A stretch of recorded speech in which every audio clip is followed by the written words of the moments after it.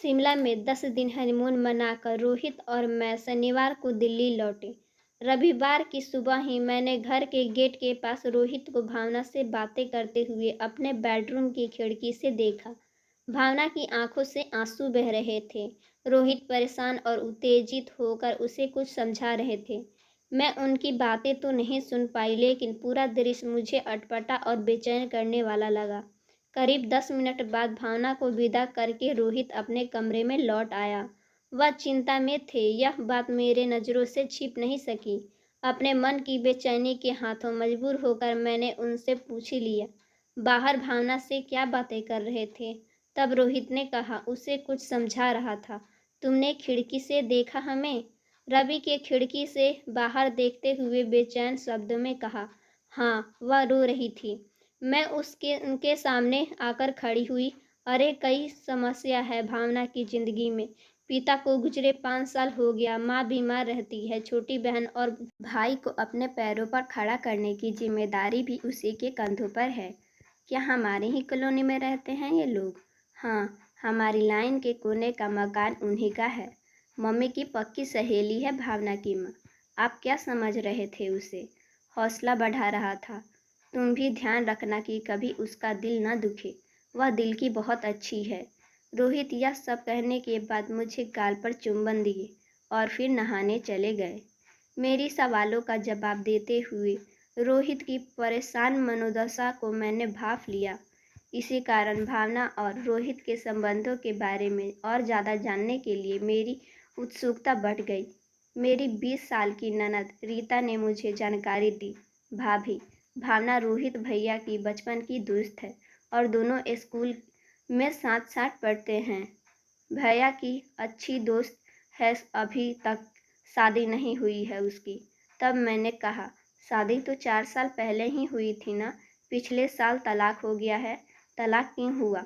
पति के साथ तालमेल नहीं बैठा, वह मारपीट भी करता था। तुम्हारे भैया के साथ उसका कोई चक्कर तो नहीं है? मेरे होठों पर बेचैन मुस्कुराहट उभरी। कुछ पल सोच में डूबी रहने के बाद रीता ने गंभीर होकर जवाब दिया, भाभी, कोई गलत हरकत करने में कभी तो पकड़े नहीं गए दोनों? भैया उसकी सुनते बहुत हैं, उसकी चिंता भी बहुत करते हैं। हम सब तो आदी हो गए हैं। भावना के घर के लगभग हर मामले में भैया की दखल अंदाजी रहती है।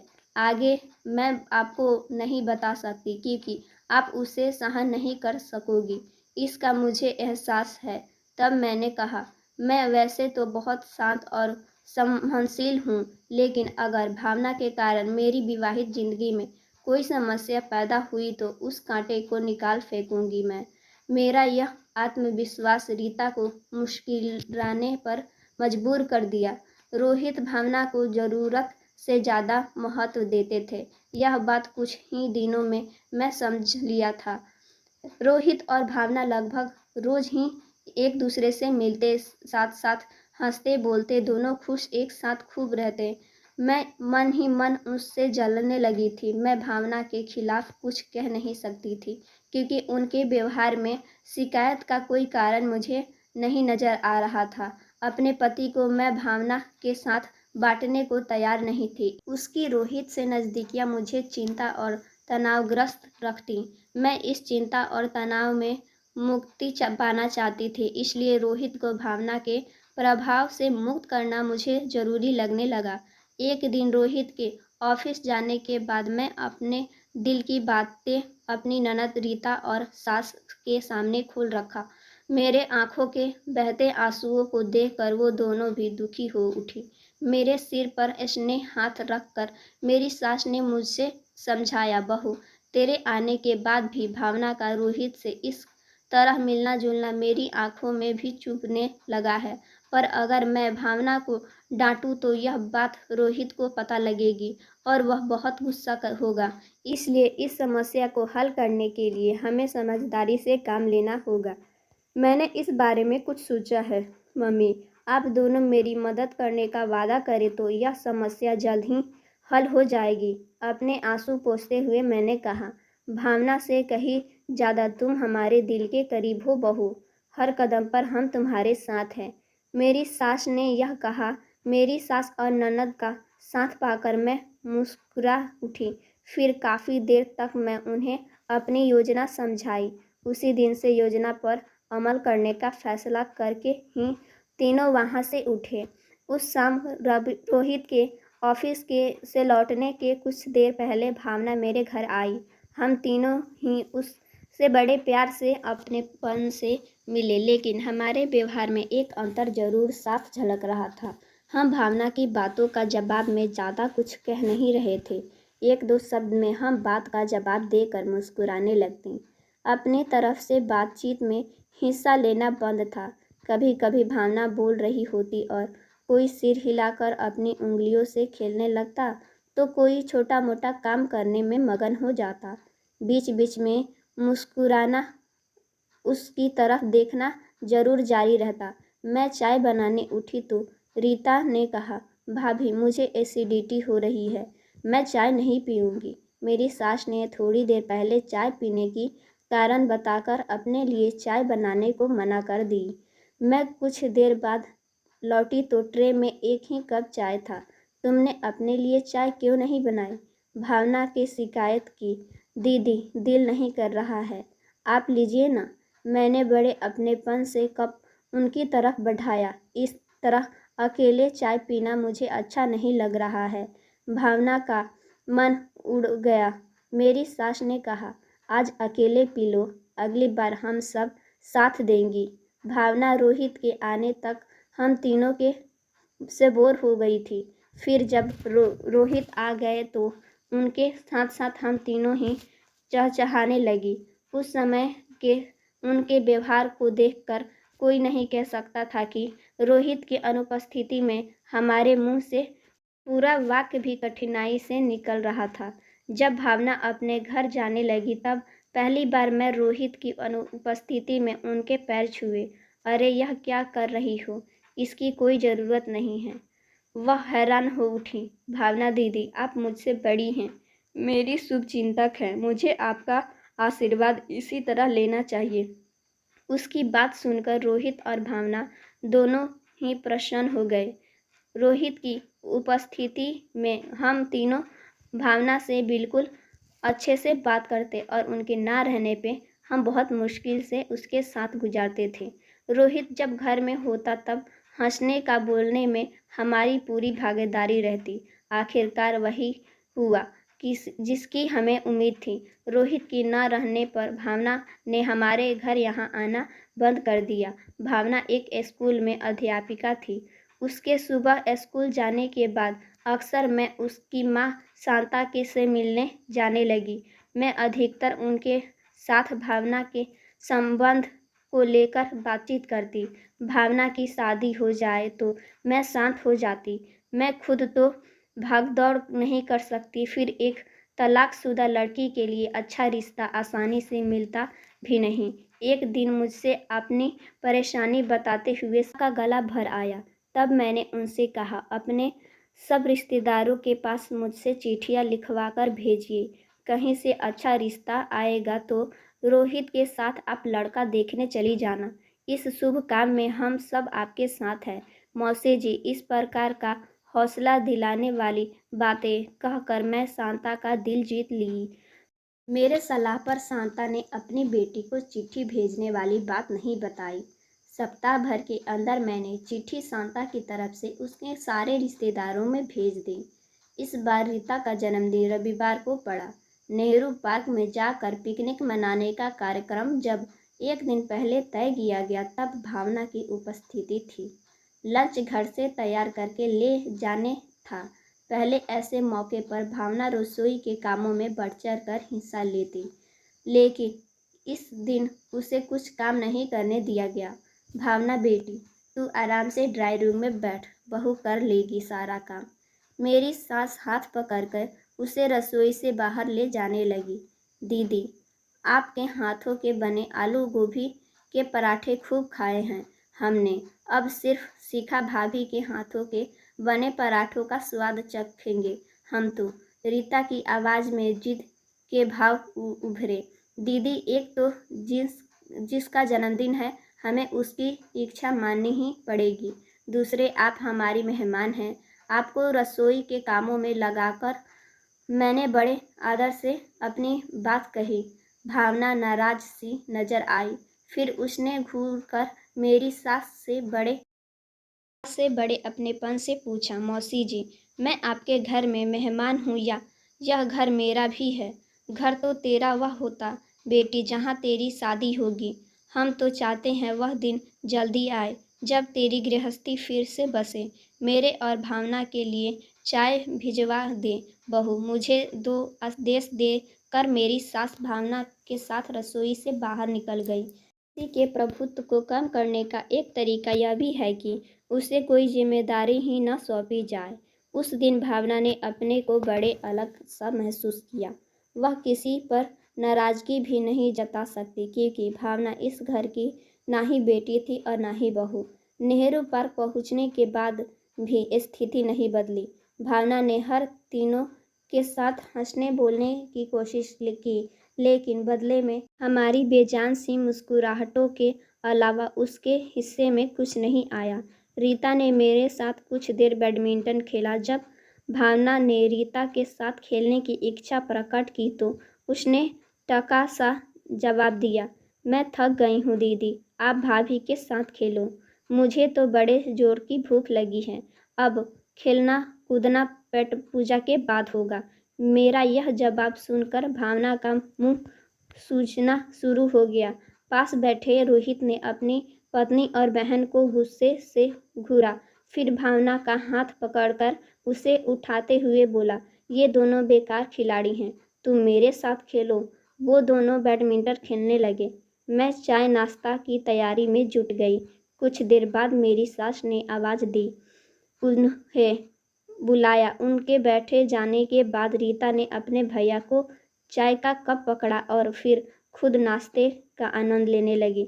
मुझे भी चाय दो। खुद को अपमानित सा महसूस करती भावना जब रीता से थर्मस और एक प्लास्टिक का कप उसके सामने बड़ी अपमान वाहिद से रख दिया। सबको चाय कप में डालकर तुमने ही दी है, मुझे क्या दुश्मनी है? तुम्हारी भावना का गुस्सा भड़क उठा। दुश्मनी वाली क्या बात है इसमें? मैं नहीं डाल रही हूँ तो आप खुद डाल लो ना। रीता ने अपनी आवाज़ की मिठास या मुस्कुराहट नहीं खोला। रीता, रोहित ने अपनी बहन को गुस्से से घूरा। तुम्हारी गलत हरकत तो मैं बहुत देर से नोटिस कर रहा हूँ। तुम भावना से ठीक ढंग से पेश क्यों नहीं आ रही हो? मैंने क्या गलत व्यवहार किया है आपके साथ दीदी? रीता के भावना से पूछे जाने पे रोहित का गुस्सा और बढ़ गया। मेरी जानकारी में है तुम सब गलत हरकतें। तुम सब भावना के साथ बदतमीजी से पेश आ रहे हो। छोटे बड़े का अंतर भूलकर उसका अनादर करती हो। यह क्या कह रहे हैं आप? क्या भावना दीदी ने आपसे हमारी कुछ शिकायत की है? रीता का हाथ अपने हाथों में लेकर मैंने रोहित से परेशान लहजे में पूछा। शिकायत नहीं की है उसने, पर तुम दोनों के व्यवहार ने आए बदलाव को मेरी जानकारी में ज़रूर आई है। तुम दोनों आइंदा उसके साथ सही ढंग से पेश नहीं आई तो मुझसे बुरा कोई ना होगा। रोहित ने धमकी दी। भैया, आप बिना बात के हमें डांट रहे हैं। रीता रोआंसी उठी, मुंह बनाती हुई उठी। रोहित की आवाज़ बहुत ऊंची हो गई। रीता हाथों से मुंह छिपाकर रोने लगी। मेरी सास उठकर अपनी बेटी एवं बहू के पास आई और उन दोनों के सिरों पर हाथ रखकर रोहित को गुस्से से बोली, तू शायद भूल गया है कि आज तेरी छोटी बहन का जन्मदिन है। हम यहाँ पिकनिक मनाने आए हैं या रोने धोने एवं लड़ाई झगड़ा करने? भावना घबराए से अंदाज में बोली, मौसी जी, गलती मेरी है। मुझे छोटी सी बात का बतंगड़ नहीं बनाना चाहिए था। मुझे तुमसे नहीं बल्कि अपने बेटे से शिकायत है।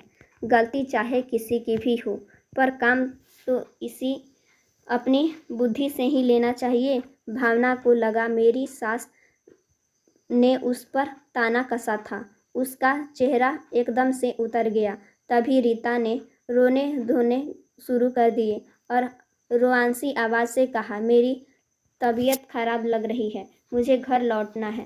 पहले भावना और फिर रोहित ने उसे बहुत मनाया, पर रोहित के मनाने के बाद भी रीता ने घर लौटने की अपनी जिद नहीं छोड़ी। मैं और मेरी सास ने मौन रहकर एक तरफ से रीता के जिद को समर्थन दिया। हार कर रोहित उन्हें वापस घर लाने को मजबूर हो गया। रास्ते भर सभी खामोश रहे। उस दिन भावना को साफ तौर पर यह महसूस हो गया कि रीता, मैं और मेरी सास एक साथ होकर उसका विरोध कर रही हैं, और उस दिन से हमारे घर में उसका स्वागत होना बंद हो चुका है। भावना ने रोहित के घर आना बंद कर दिया। रोहित ने समझाया तो बोली, बिना कारण तुम्हारे घर वालों ने मेरा अपमान करना शुरू कर दिया। तुम मुझे से मिलने मेरे घर आया करो। जब तक रीता और तुम्हारी बीवी मुझसे आकर माफ़ी नहीं मांगती, मैं तुम्हारे यहाँ नहीं जाऊँगी। रोहित ने यह बात रीता और मुझे बताई। हम लोगों ने माफ़ी मांगने से साफ इनकार कर दिया। मेरी सास ने हमारा पक्ष लेते हुए रवि को डांटा। आज तक रीता और बहू ने एक भी अपशब्द भावना से नहीं कहा है। उसे अपमानित करने वाली एक घटना भी अगर भावना बता दे तो उसके पैरों पर नाक रख देंगी ये दोनों। अपने की संतुष्टि के लिए वह अगर इससे माफ़ी मांगना चाहती हैं तो यह नहीं होगा। अपने को अपमानित करने वाली कोई घटना भावना बता नहीं सकी। रोहित अपनी पत्नी और बहन पर माफ़ी मांगने के लिए कोई दबाव नहीं डाला। उस दिन से वह चुपचाप सा जरूर रहने लगे। कुछ दिनों बाद मैंने सास से भावना के माँ से मिलने जाने की इजाज़त मांगी तो उन्होंने चौंक कर पूछा, उसके आने जाना हमारे घर में बंद हो चुका है, फिर किस लिए भावना के घर वालों से संबंध रखना चाहती हो?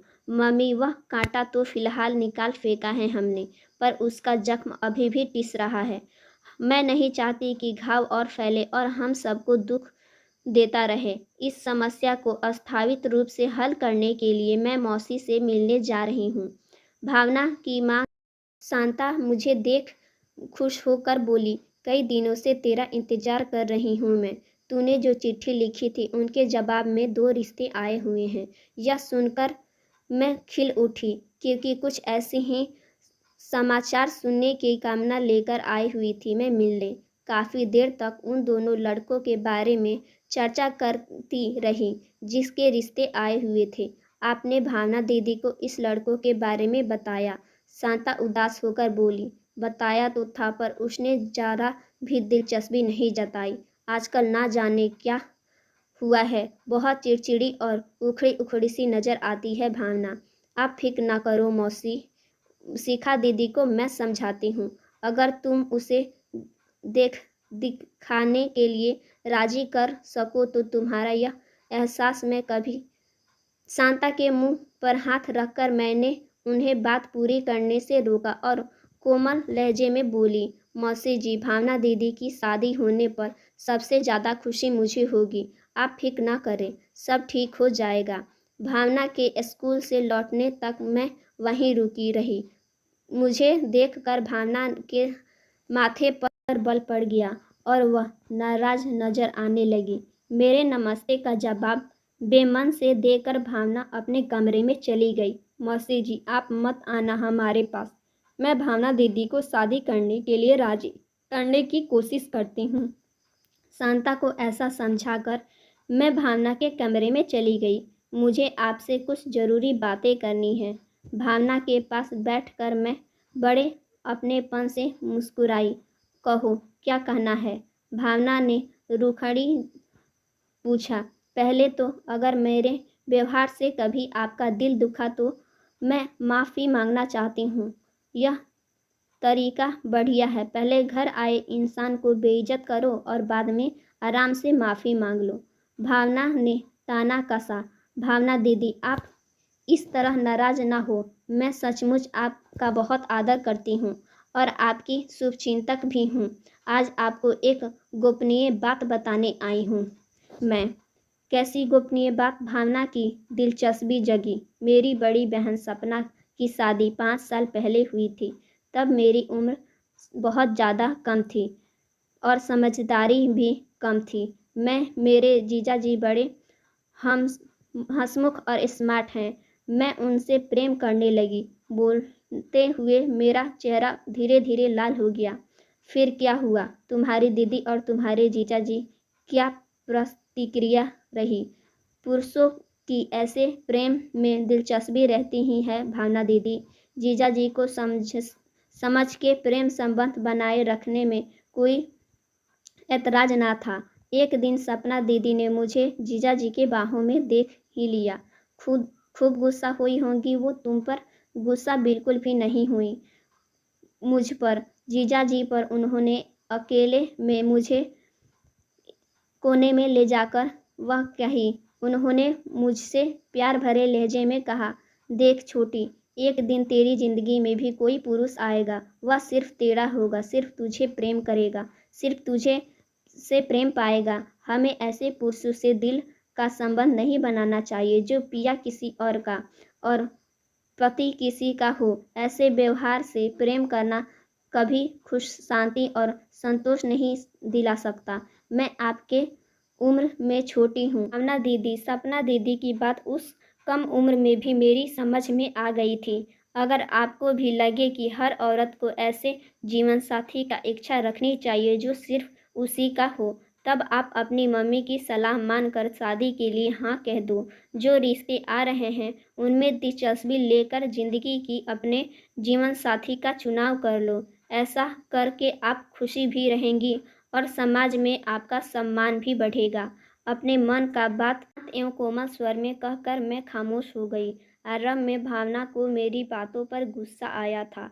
फिर उसने ध्यान से सुना शुरू किया। तब खत्म होने के बाद वह देर तक सोच विचार में डूबी बैठी रही। तुम ठीक ही कह रही हो शिखा, कुछ बातों में समझपन चल नहीं सकती। भावना ने गहरी सांस छोड़ी। मैं तुम्हारा इशारा समझ गई हूँ। अपनी जिंदगी को सही राह पर चलाने की दिल को कोशिश जरूर करूँगी मैं। भावना दीदी, अब मैं चलती हूँ। अपनी शादी का शुभ समाचार देने आप मेरे घर में जल्दी आना। कुछ दिन बाद भावना एक लड़के को देखकर शादी कर ली। उम्मीद है कि आज वह अपने ससुराल में अपने पति के साथ बहुत खुश होंगी। सो फ्रेंड्स, वीडियो अच्छा लगा हो तो वीडियो को लाइक कीजिएगा। चैनल पर नया है तो चैनल को भी सब्सक्राइब कर लीजिएगा। मिलते हैं हम आपसे नेक्स्ट वीडियो में।